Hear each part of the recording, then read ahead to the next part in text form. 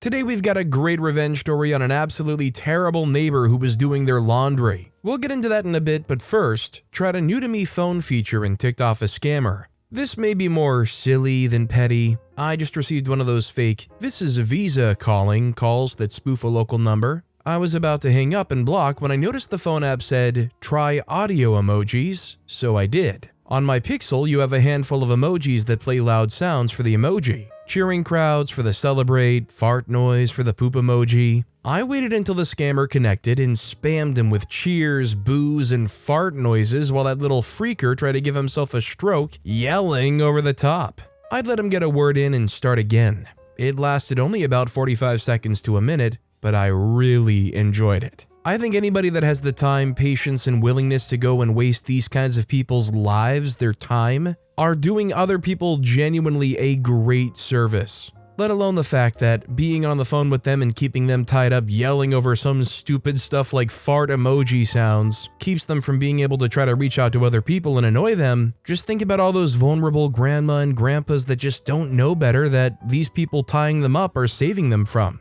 Demand Remote 3889 wrote, "I noticed this on my Pixel the other day and immediately started calling my son and using the fart emoji and then hanging up." Also, hi, I'm Steven, and if you guys enjoy awesome stories of revenge, it would be amazing if you left a like or left a review if you're listening to my podcast. That said, our next story is Enjoy Your Princess Cake.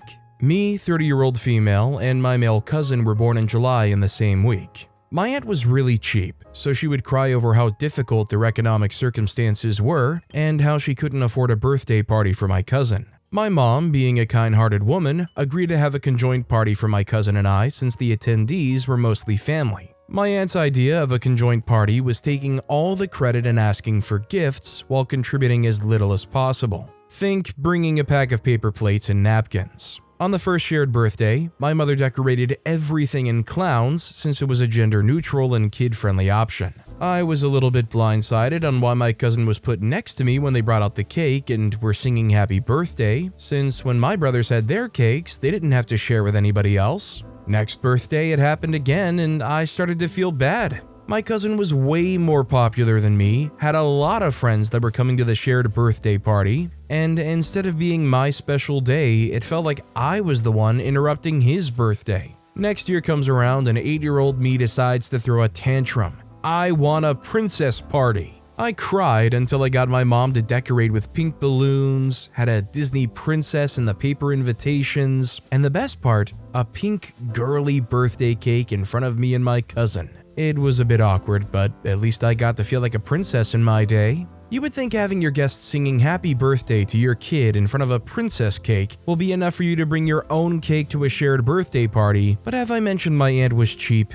She had money to pay for a private school for their children and go on annual trips to the beach, but was too poor for a birthday celebration. For my 9th birthday, I decided to not ask for any special decorations, no pink balloons this time, so that year my aunt could pretend it was his boy's birthday party, until my mom brought my Barbie birthday cake to the table. I didn't even like Barbies at that point, I just asked for the girliest cake I could think of to embarrass my cousin. For my 10th birthday, I was thinking about what other unabashedly feminine cake I could ask for until my mom told me she wasn't doing shared birthdays anymore. So can I just say, and I hope most people agree with me, that it sucks that OP had to share all of their birthdays, but that it's at least nice that when OP put their foot down and said, "I want decorations, I want my cake to look this way," at least they got those concessions.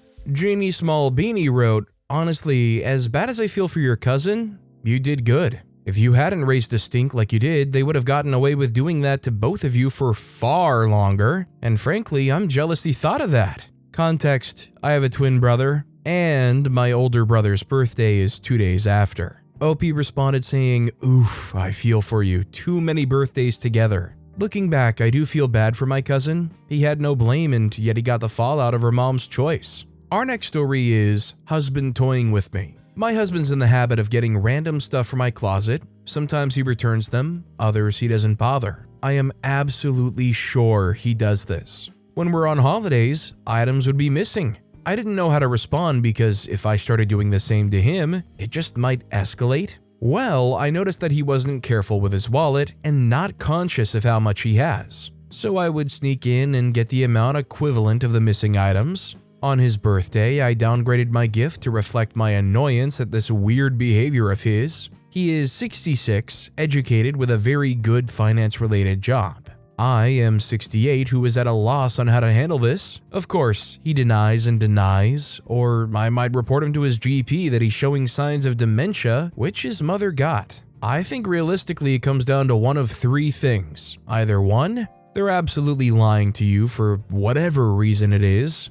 B, like OP kind of suggested, they maybe have some kind of alarming thing going on. Or C, you have some kind of troll that lives under your bed that keeps stealing stuff from your closet when you're not looking. I know what you guys are thinking. As unlikely as A is, you gotta give it at least a chance. Electronic World 894 wrote, he is either gaslighting you horrendously or he actually has dementia. Set up a nanny cam so you can see what he does with the things he steals, and talk to his doctor with him present about the possibility that he has dementia. Our next story is, made my mother-in-law her lunch from rancid lard. I, 26-year-old male, and my fiancé, 28-year-old female, are staying at my mother-in-law's, 57-year-old female, house for a couple of weeks. Little to say that after a couple of days of being her best, she started to make our stay here a living heck. She is always complaining, always angry, and criticizing anything we do. We wanted to make her a nice meal the other day. Our hobby is cooking. She already ate that food made by us once she was in to visit us and she loved it. We made the exact same food and she started complaining that it tastes weird and that she better orders food to herself. Anyways, because she came up with the idea that she's too busy to cook, we should cook the next meal, but only the way she asks us to. I started cooking and she gave very strict orders, micromanaging everything. She clearly has time for that. The funny thing was that she said, this is the way a real name of the food is made, but believe me, the stuff she put in it, I never heard anyone cook it like this. At one point, she gave me a jar of pig lard and told me that I should put it in the dish to add more fatty taste. When I opened the jar, a very rancid smell hit me. I realized that the lard had gone bad, but decided to go with it and put it in the meal. Orders are orders. After the food was ready, I quickly told my fiancé, who knew about this and thought that this is a very good revenge, and we went out to eat our lunch in a restaurant. When we came back, my mother-in-law was furious and said that her meal is unedible. What did I put into it? I said absolutely only what she asked me to. She was there to witness. I took a spoonful and it was absolutely disgusting. Then I used a reverse Uno card and started complaining about the dish she told me to make, that it tastes weird, and that I know how to cook better meals. Her face said it all. I hope she won't complain about our cooking anymore. I mean, it certainly worked out in OP's favor here. I understand OP not revealing their trump card and revealing, yeah, it's the rancid pig lard you made me cook with. It was just too convenient of a circumstance to let everything go like that. Solutions 1978 wrote, there is a rule in my house, only one chef in the kitchen, and all comments will be considered only at the dinner table for the next time the dish is made. Our next story is Gatekept knowledge to look better. Petty revenge time. So a while back, I landed my dream job that I worked hard for. However, a job can't hit all the right boxes, and I was landed with a grade A jerk on my team. Backstabbing, two-faced, lazy, you name it. When I joined, he was already 6 months in and close to his review after the probationary period before being made permanent. I let his attitude slide a lot, but what kicked the bucket was that this guy was meant to be training me in, and deliberately avoided it to make me look bad. He would report to my manager that he was training me, and because he was there longer and they knew each other before working together, she believed him. After I repeatedly told my manager this was not happening, all she did was go and ask him again, and nothing happened. Anyway, because of this and the culture of the company in general, it completely soured the job for me, and I left to go elsewhere. I guess he won by me leaving. Now here's the petty revenge. I knew he was always giving out about his job, etc., and always talked openly about wanting to work in the neighboring company next door. So I gave him that. I created a fake LinkedIn profile of a hiring manager from there, built it out, added a load of relative connections, and messaged them this great opportunity with a job spec I found online. And he lapped it up.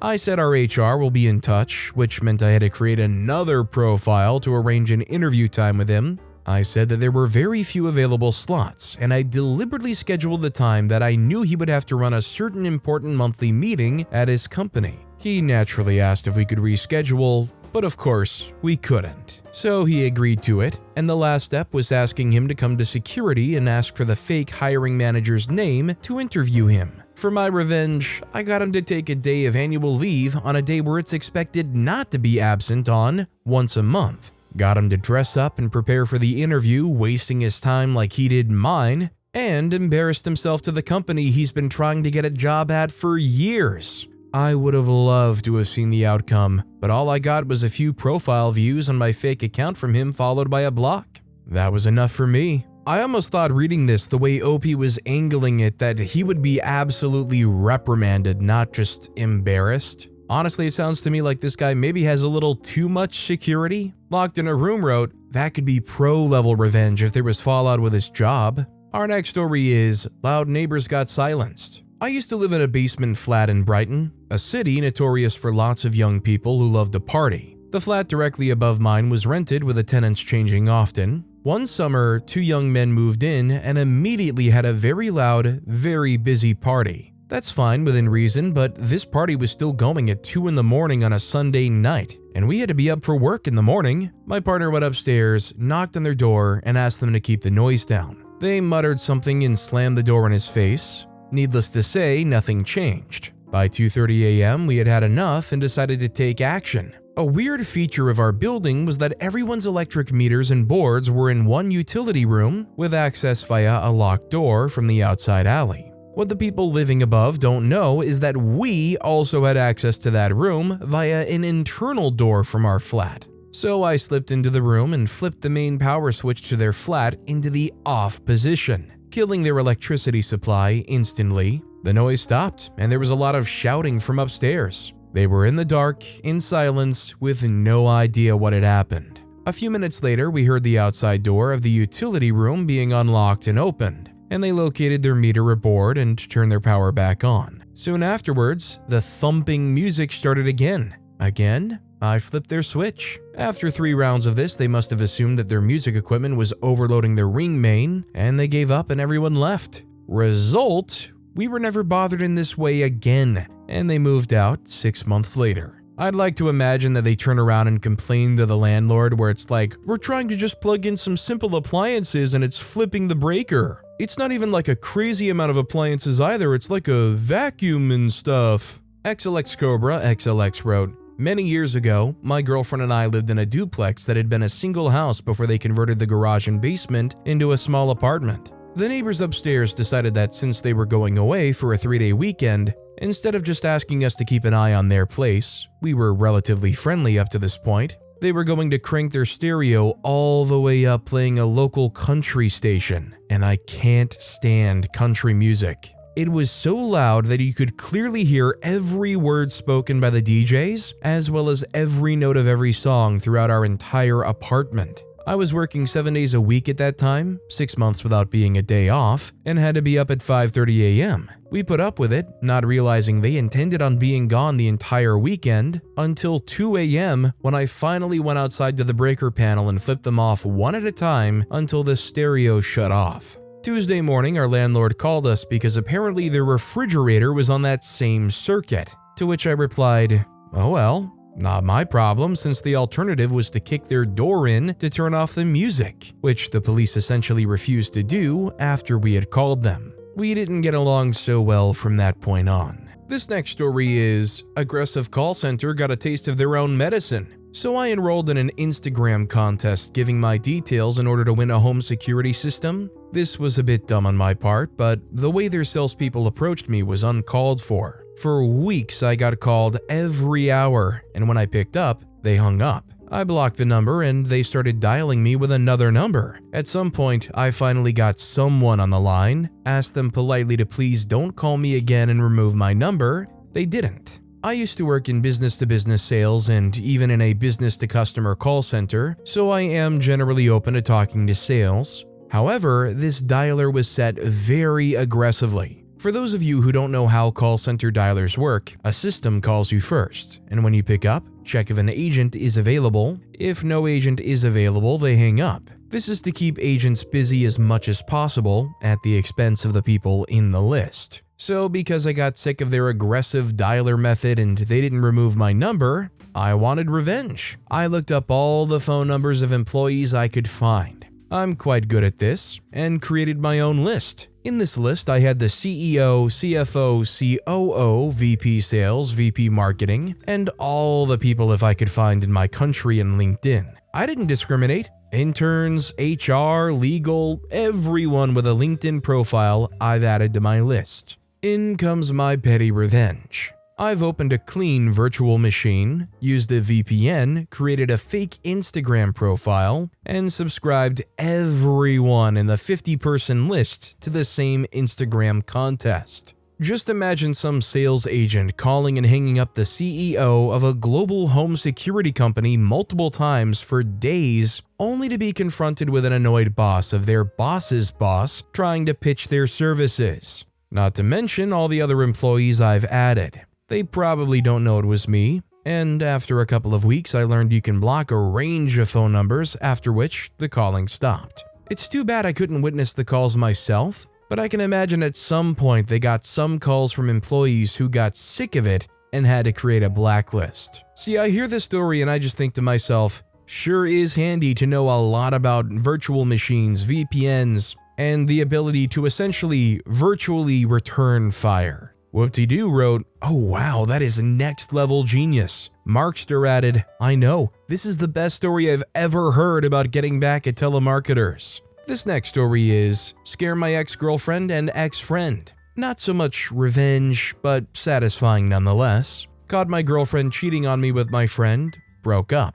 About a year later, I was working security as a patrol driver. The car my company used looked like a sheriff car with the same star on the side. Very illegal, but the company didn't care. Uniforms were the same tan shirt with similar patches and badge. I was on the freeway and saw them driving. Noticed he was driving, though he had a suspended license for DUI. I had just passed them and then slowed down. They started slowing down and I hit the brakes and jumped in behind them. They gunned it and took the next exit. It was a small act, but fun. Legitimately, the only thing that would have made this story better is if an actual sheriff popped up and pulled them over as soon as they sped off like that. Although I would be afraid that OP would be caught in the crossfire here for impersonating a police officer. Beautiful Phantom 1 wrote, "Driving on a suspended license is cruising for an arrest." Beautifully done. Our next story is speed limit is 5 miles an hour. So I drive a semi-truck and love where I work. All of the guys are nice and most everyone in the office is nice, except for a few. One of those is a guy that's a yard supervisor and he only recently acquired the position.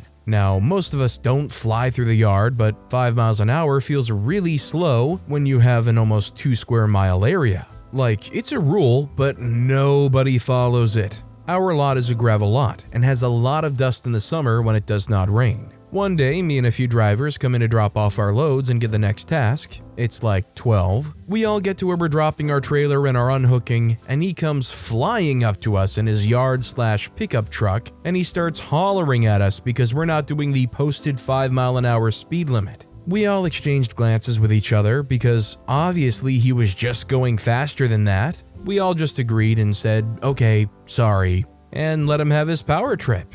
Cue petty. I decided since we had to do 5 miles an hour, I was gonna make him hate it as much as we did. All of the company trucks are equipped with a switch to turn on the engine fan to keep the engine cool in traffic. It also blows a lot of dust and turns on automatically when the engine reaches a certain temperature. At the middle point in our lot is where the guard/supervisor has to check in the truck and trailers, which involves getting in the trailer and being outside. So I turned my engine fan on and proceeded to reel at a pace of 2 miles an hour all the way through the lot and kick up as much dust as possible. You could see it collect on my windshield, so it was bad. By the time I got to him, there was enough dust that you would think there was a bad windstorm or something. He later came to me and the other guys and said something about us driving too slow and purposely kicking up dust. We all just mentioned the 5 mile an hour speed limit. We've done this all week to him. Bet he loves his job now. I mean, honestly, I kind of understand all these guys. I mean, rules are rules, and it probably is for the best and safety of everybody to go 5 miles an hour. But even when I'm out driving on main roads for a while and then I turn onto a neighborhood road and, it's a 20-25 mile an hour speed limit, you slow down a bit or you still catch yourself going like 30 plus, and it's like, even 20 at that point feels like a crawl. That's not to say that I go speeding through neighborhoods or anything, I'm just saying it feels slow. Accomplished Big 5216 wrote, I used to be in charge of a 500-acre site which had a 5 mile per hour limit when I took over. 5 miles an hour in modern vehicles is ridiculous, so I upped it to 15 miles per hour. Result, even fewer accidents and near misses because 15 miles per hour was observed by the drivers as it was a much more realistic speed limit. This next story is Camp Woes. My son is in a day camp. It's kind of pricey at $300 per week, but he enjoys it. He came home one day with what I thought was ringworm. He said many other kids at camp had the same sores. I kept him home and treated it. Turns out it was impetigo. He ended up being out of camp for 2 weeks. The camp never alerted us parents about a skin infection outbreak. Now I'm out $600 for camp, $229 for an urgent care trip, plus whatever the meds cost. Super annoying. I called the camp and asked to be refunded for the time he couldn't be there. The way it works is you can pay by day or by week, so there is no strict attendance requirement. I just happened to prepay for a couple of weeks. They offered me a refund of $45 to be applied to my account. How very kind. This was his first week back at camp. I paid the weekly fee minus $45. I dropped him off this morning for a big field trip that he was super excited about. He's all packed and has been waiting for this. The lady that's running the show comes out and makes this huge scene. She's yelling because I was short $45 and I had better have $45 if I thought he was going to go on this trip. And if I didn't have $45, I would just have to take him home. There were other parents there. It was incredibly embarrassing. I didn't argue. I forked out the $45 and apologized for my oversight. I told her my son's birthday party is this week and that he hadn't ever gotten to do a class party because he's a summer baby, and asked if it would be okay for me to provide cupcakes and such to share with his friends. Tomorrow, my son is showing up at camp with cupcakes, candy bars, cookies, all the sugar, and a couple hundred of the most obnoxious party favors I could find. Kazoos, those loud things you blow into that roll out, streamers, popping confetti bombs, balloons, the works. I hope that lady has a fantastic day tomorrow. You gotta love a good party blower or noisemaker or whatever you want to call them. Those things that unfold and just go brrrr. It's like the comic version of Cardi B. Courage Mise en Mise wrote, shouting at you about your account/payment in front of others is a huge no-no. This woman should be reported to whomever is above her in the organization. If she's the owner, then definitely write reviews at the end of the summer on Google, Yelp, etc. about her unprofessional behavior. Discount Mithril added, so much this. Not only bringing up account issues in front of others, but shouting it along with threats need to be brought up to management. If she is management, this camp needs to have a fully transparent review written about the impetigo, lack of refund and transparency on their end for an infectious disease, and a report to the health department for a lack of response to a highly contagious outbreak that was not handled in a timely manner. Kids are gross, crap happens, but if you act like this, be prepared to face the full wrath of parents. Our next story is, ignore the sign and do your laundry late at night? I don't think so. I live on the first floor of a 3-story apartment complex where my unit is right next to the shared laundry room. We're technically only allowed to use the machines between 8 a.m. and 10 p.m., but sometimes people do their laundry as late as midnight. I have no problems with it, as I work late and can't hear the machines when my linen closet and bedroom closet doors are closed. Recently, one of the dryers has been making a horrendous screeching noise when it's running. It's so loud that I could hear it everywhere in my apartment. The nearby units possibly hear it too. I had the manager schedule a technician to come look into it and leave a sign on the machine saying to only use it between 8 a.m. to 10 p.m. out of consideration of the neighbors. My neighbors have been great about it, and some even made it a point to run the dryer when I'm not home. There's a guy on the 3rd floor that seems to only do laundry once a month. He accumulates so much clothes to wash that he uses all the washers and dryers on each floor. but takes forever to remove his clothes from the dryer. He's been confronted and reported a few times for this, and I thought he stopped until the other night. It was almost midnight when I got home from work. I was walking to my unit when I see the guy getting into the elevator. That's when I hear the distressing wails of the dryer echoing down the hall. I went to the laundry room and saw that the dryer was started 3 minutes ago with the big sign saying the hours of operation still posted. I wasn't in the mood to deal with the shrilling noise digging into my brain and ears for the next 57 minutes, so I opened the door to stop the machine, then closed it so the timer will continue, but the machine won't run. I got to sleep in peace and quiet that night. Before I went to work today, I checked the dryer. The timer had reached 0 and the clothes were still inside, damp, with a bit of a smell to it. I closed the door and left for work.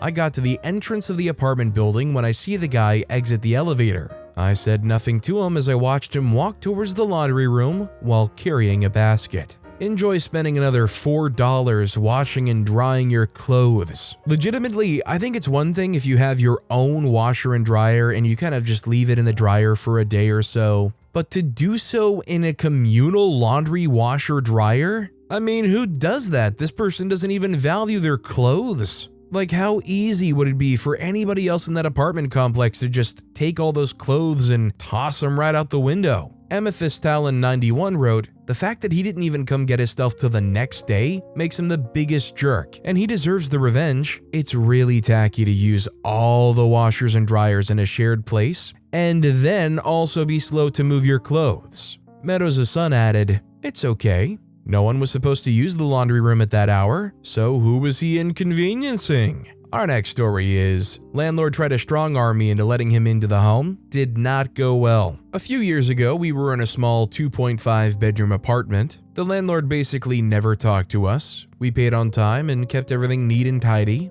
Well, one day, his lordship decides he wants to sell the place. That's no problem. He wants to give the place a bit of a paint. Also, not a problem. He told us he would be sanding the walls of the staircase. The main area of the house was upstairs. Downstairs had a bedroom, office, and garage attached. And that would be that. Fine, no problem, off you go. But instead of stopping at the top of the stairs, he decided to carry on one of the walls that led into my son's room. Had we known he wanted to do this, we would have done what was necessary. But we didn't know, and so every inch of my son's room, his clothes, carpets, bed, toys, the lot, were covered in a very fine dust from sanding the painted drywall. It took hours of wiping down and vacuuming to get it back, and he had to sleep elsewhere for 2 nights after his breathing and skin suffered. I mentioned this to the property manager, who was an absolute delight to work with, and she said he would advise him that we would need more details about what work he wanted to do. This seemed fine. He then wanted to come back and do some painting. Again, that's not a problem. It's value to the house and looks better, etc. However, he told us he would be there for 4 hours. 8 hours later, he decided that was enough for the day and called it. That night, he messaged me saying he wanted to come back and do more painting the next day. I said that didn't work for us, wasn't enough notice, didn't allow us peace of living, etc. He then tried to claim that in our contract, the tenancy contract he called it stated that we must allow him to complete projects in a timely fashion. And if I were to decline him entry, then the cost of the rest of the project and its completion would lie with me and be my responsibility. So I sent his texts. It's always nice when people lie to you in writing. Off to lovely property manager again, who called me and said not to worry, she would sort it out. About a week goes by and I get a text asking very nicely if I would allow them access in a few days to complete the work. No problem. His lordship and a pal arrived to carry on painting and were there for another 8 hours. However, this time I don't think they took any pleasure in it. My PC is right next to my PS5, so on my PC I put on Tiptoe Through the Tulips on repeat for the full 8 hours. Max volume. I just popped my headphones into my controller and gamed all day long. After 8 hours, his lordship comes upstairs and into the lounge. It's open planned and said with a great strain and wariness of a man worn down that they had finally finished. Without breaking eye contact with my screen, I said, "Okay, bye," and he just hovered for a second before shakily walking out. As soon as I heard the front door close, I turned the music off. No doubt it was for you, big boy. Don't lie to people, especially those who can, read a contract. Come tiptoe through the tulips with me. It might be a funny listen like one time around, but 8 hours of just that high-pitched, tiptoe vibrato singing? Tiny Tim is cool and all, but 8 hours of Tiny Tim is way too much Tiny Tim. Super Reading 2048 wrote, "Oh geez, that song is more annoying than I thought. I would have played 3 to 5 little kids songs on repeat. At first, you think it not being the same song over and over is a good thing. Then you realize that small variety makes you pay more attention, but the variety is too small to ever give you a break. Maybe even overlay random baby crying in, no noticeable pattern, for carrying lengths of time. Colic baby cries all day sear themselves into your brain. Don't forget that Cars for Kids song." But with that being said, that's all the time we have for today. Now, if you want to hear another absolutely awesome revenge story, check out that video on the left. Or if you missed my latest video, check out that video on the right. That said, I'll see you all next time with some more stories.